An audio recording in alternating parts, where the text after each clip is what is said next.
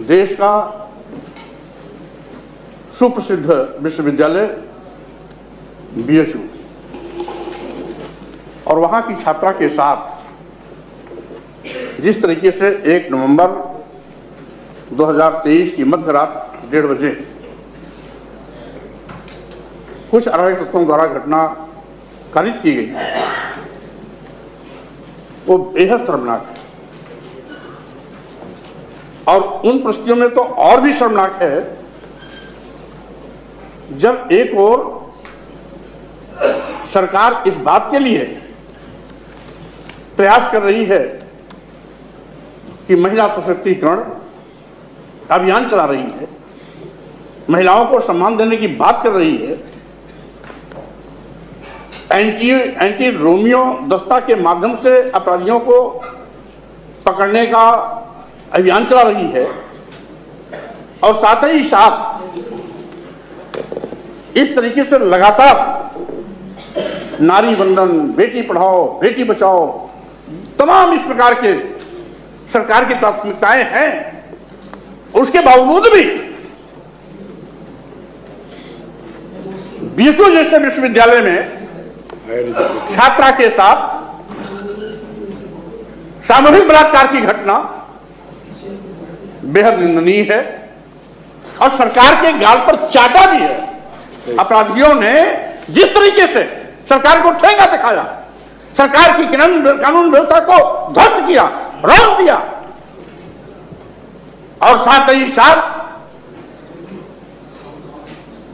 अपराधियों का जब खुलासा हुआ तो चेहरे भी सत्तापच से दिखाई पड़े।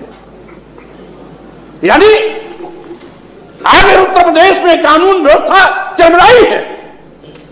कानून व्यवस्था को अपराधियों ने मनचाहे तरीके से कुचला है। सरकार बेबस उसके सामने खड़ी है। घटना 1 तारीख की है, नवंबर की, 2 तारीख को एफआईआर होती है, 3 तारीख को स्थानीय पुलिस इन तीनों अभियुक्तों को बुला करके बैठा लेते हैं। सत्तापक्ष के ही लोगों के दबाव में उनको दूसरे दिन छोड़ दिया जाता है। लड़की का जब बयान होता है, बयान के बाद स्थानीय प्रतिनिधि जब इस घटना के लिए जद्दोजहद करते हैं, धरना प्रदर्शन करते हैं, तो उल्टे उनके खिलाफ एफआईआर कराया जाता है। उल्टा चोर कोतवाल को डांटे। यानी अपराधी अपराध मुक्त छोड़ दिया जा रहा है, और जो न्याय की मांग कर रहा है उसकी आवाज को दबाया जा रहा है, कुचला जा रहा है। न्याय की गुहार करने वाले के खिलाफ एफआईआर दर्ज करा जा रही है। और मानवर 2 महीने बाद लड़की के बयान के बाद जब पूरे प्रकरण का खुलासा हुआ, धरना प्रदर्शन आंदोलन तेजी के साथ आगे बढ़ा, तो 2 महीने बाद इन तीनों अभियुक्तों की गिरफ्तारी फिर होती है। कब? जब वहां का तत्कालीन एसीपी हटता है। पहले 3 नवंबर को जिस एसीपी ने इन तीनों अभियुक्तों को छोड़ा था, वो सरकार के नाक का बाल था। और 2 महीने बाद जब वो स्थानांतरित होकर कहीं और जाता है, दूसरा एसीपी आता है, तो 2 महीने बाद उनकी गिरफ्तारी होती है। यानी आज कानून के रखवाले ही कानून के भक्षक बने हुए हैं। जिनके ऊपर जिम्मेदारी है कानून की रक्षा करने का, जिनके ऊपर जिम्मेदारी है पीड़िता को न्याय दिलाने का, जिनकी जिम्मेदारी है अभियुक्तों को जेल की सलाख में भेजने का, जिनकी जिम्मेदारी है कानून व्यवस्था को चुस्त और दुरुस्त करने का, वही कानून व्यवस्था की धज्जियां उड़ाने में शामिल है। और साथ ही साथ मानवर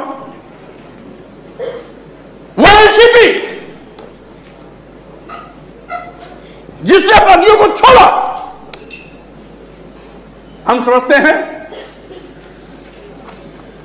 ये तीनों बलात्कारी अपराधियों की तरह वो भी अपराधी है। और जो सत्ता सीट पर बैठे हुए लोग अपराधियों को संरक्षण देंगे, अपराधियों को खुला लूटने, बलात्कार करने कानून की धज्जियां उड़ाने, गुंडा राज स्थापित करने की खुली छूट देंगे तो स्वाभाविक रूप से सरकार के ढिंढोरा पीटने से कानून व्यवस्था दुरुस्त नहीं हो सकती। सरकार को निष्पक्ष रूप से अपराधी अपराधी होता है, उसकी कोई जाति नहीं होती, उसकी कोई पार्टी नहीं होती। अपराध का चरित्र अपराध करने वाली घटना पर निर्भर होता है। लेकिन एसीपी महोदय बड़े मेहरबान और भाजपा सत्ता पक्ष के वो विधायक लोग भी बड़े उन अपराधियों पर मेहरबान, उनको उस पीड़िता का दुख तकलीफ नहीं दिखाई पड़ रहा है। वो पार्टी विशेष से जुड़े हुए हैं, सत्ता पक्ष से उनका संबंध है, इसलिए उनको अभयदान दे रही है।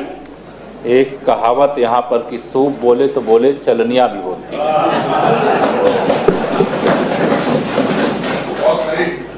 तो मुझे ऐसा लगता है कि इन्हें अपनी सरकार का कार्यकाल कभी याद आ गया होगा।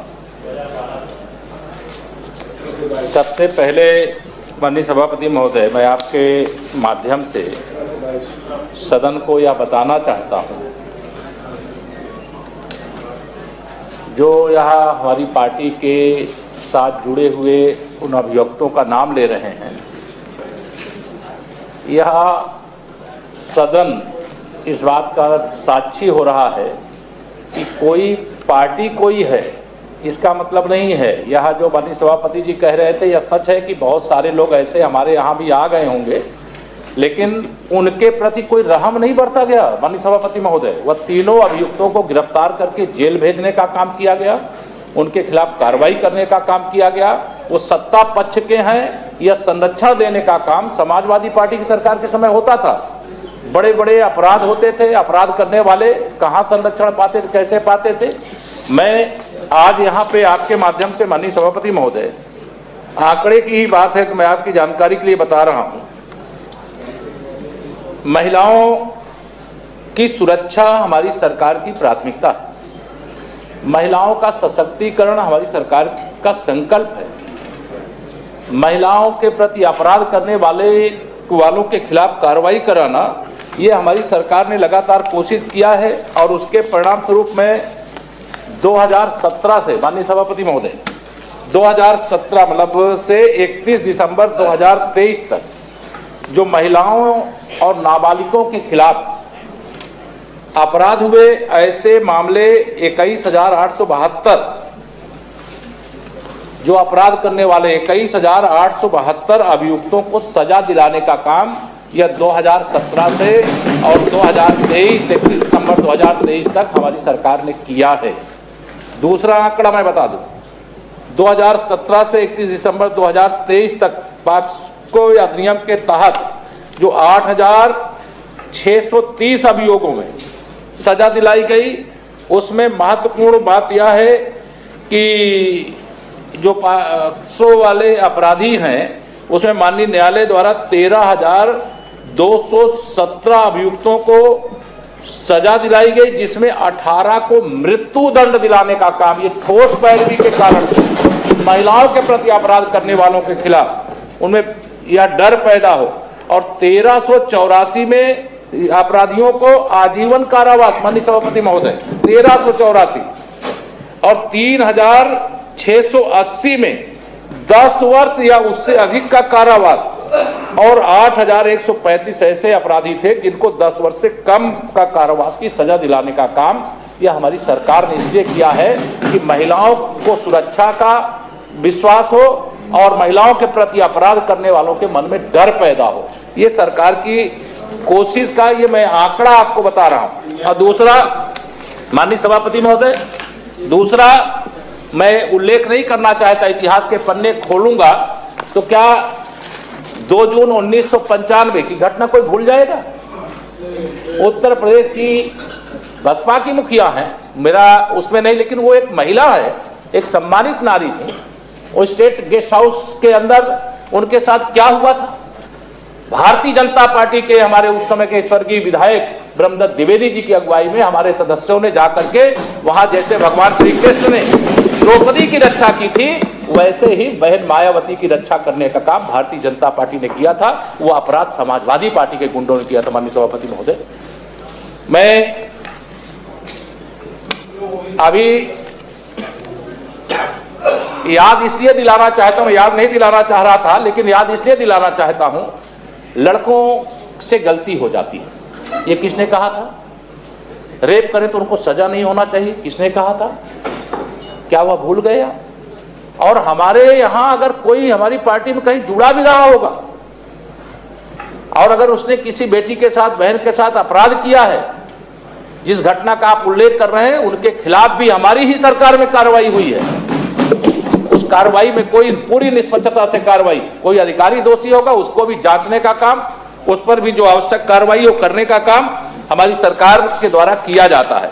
हमारी सरकार का लक्ष्य है अपराधों में कमी आवे, लेकिन कोई अपराध करे तो वो बच जावे, ये किसी भी कीमत पर हमारी सरकार में नहीं होने दिया जाता है। माननीय सभापति महोदय, जो हमारे विपक्ष के या सपा के जो साथियों ने यहाँ विषय रखा है, वह विषय पूरी तरह से निराधार है और जो अभियुक्त हैं उनको गिरफ्तार करके उनके खिलाफ कार्रवाई की जा रही है।